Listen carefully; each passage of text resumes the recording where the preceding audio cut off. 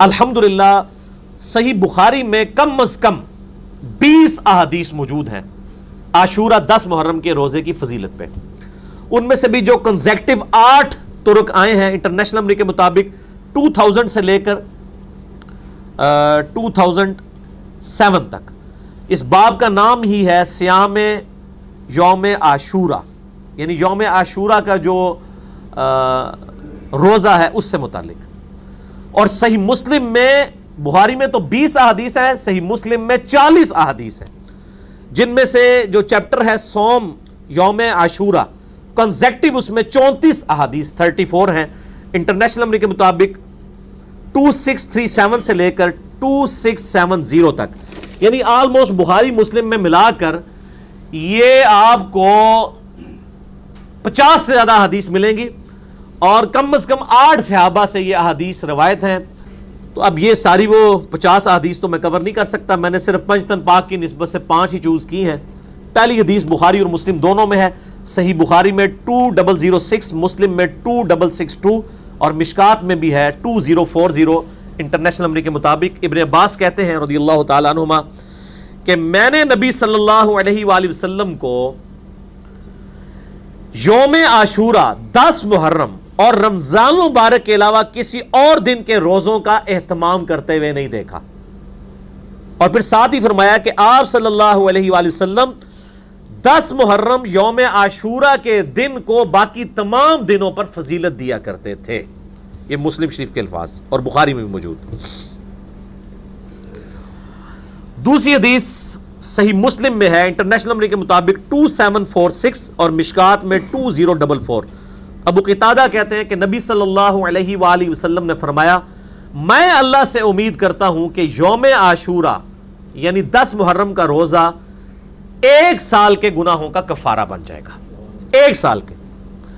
اور یہ گناہ صغیرہ ہی ہوتے ہیں، کبیرہ گناہ صرف توبہ سے معاف ہوتے ہیں، کیونکہ صحیح مسلم میں حدیث ہے انٹرنیشنل نمبر کے مطابق 552 اور مشکات میں بھی ہے 564 کہ اگر کبیرہ گناہوں سے بچا جائے تو ایک نماز سے دوسری نماز، ایک جمعے سے دوسرا جمعہ، اور ایک رمضان سے دوسرا رمضان درمیان کے گناہوں کا کفارہ بن جاتے ہیں، اگر بیچ میں بڑے گناہ نہ کیے جائیں.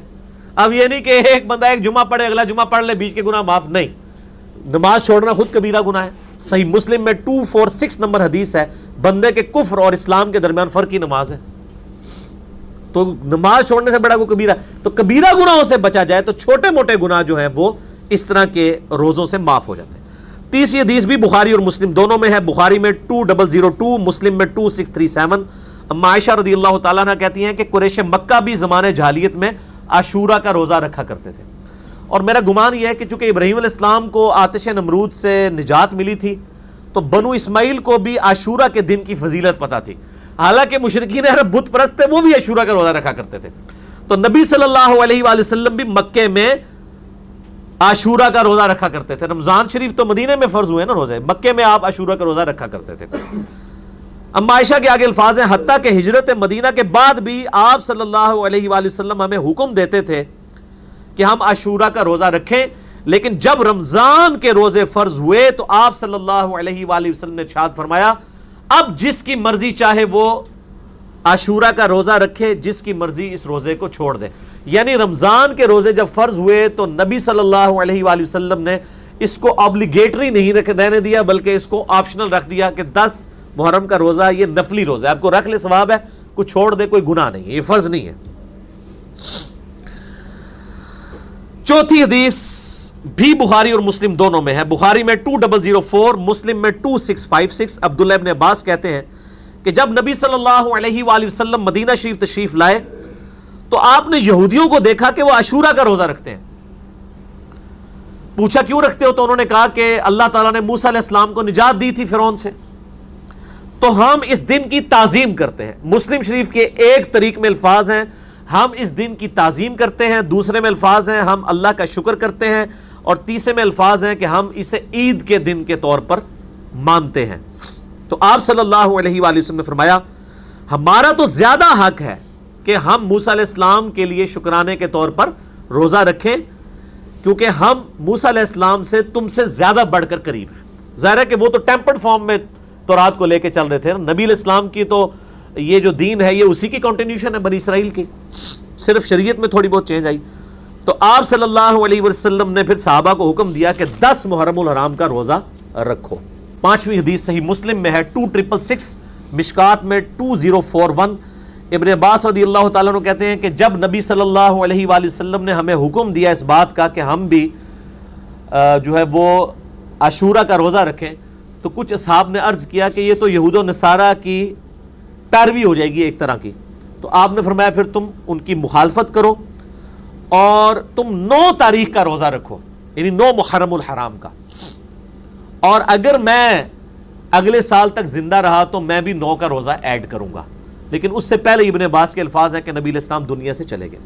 اچھا، یہ حدیث میں کافی ساری کنٹراڈکشنز آتی ہیں، تو وہ بعض لوگ کہتے ہیں وہ یہ اضطراب ہے، پہلے آپ نے اجازت دے دی اور پھر آپ نے یہود و نصارہ کی مخالفت کا اس وقت کیوں نہیں خیال آیا، بالکل اینڈ پہ کیوں آیا؟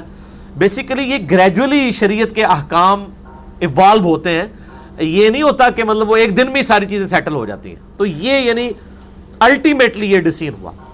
اچھا، یہ جو مسلم شریف کے الفاظ ہیں نا، میں اگلے تم 9 کا روزہ رکھو، یہ جب آپ کسی کا بھی ترجمہ دیکھیں گے نا، بریلوی، دیوبندی، اہل حدیث، شیعہ، تو سب نے بریکٹ میں لکھا ہوگا 9 کا بھی روزہ رکھو۔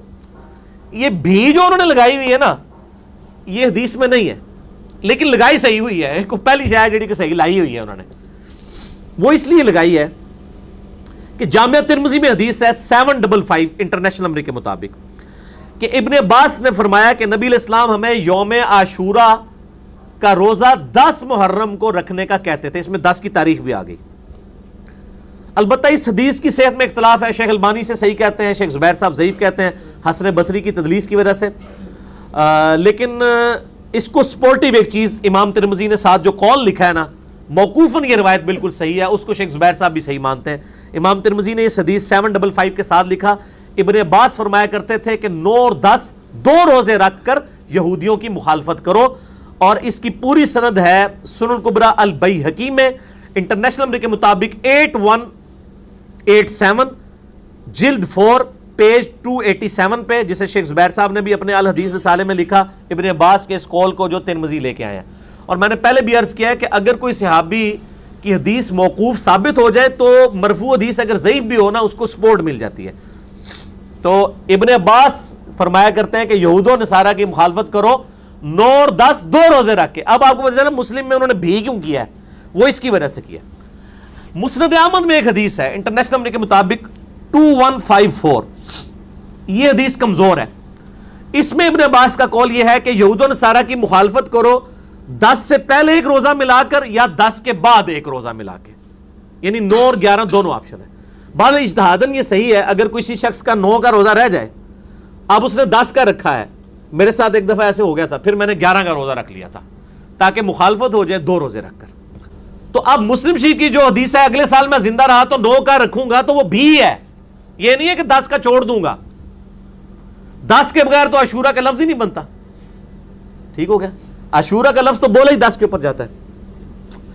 تو اس لیے میں کہتا ہوں کہ یعنی صحابہ کے فہم کے بغیر کتاب و سنت کو لے کے نہیں چلنا، یعنی غیر مقلد نہیں بننا، آپ نے مقلد تو بننا ہی نہیں نا، غیر مقلد بھی نہیں بننا، متبع سنت بننا ہے۔ اور متبع سنت یہ ہے کہ کتاب و سنت کو سلف کے فہم کے مطابق، صحابہ کرام کے فہم کے مطابق سمجھنا۔ میرے دوستوں نے یہ ویڈیو مکمل دیکھ لی، تو کیسی لگی آپ کو ویڈیو؟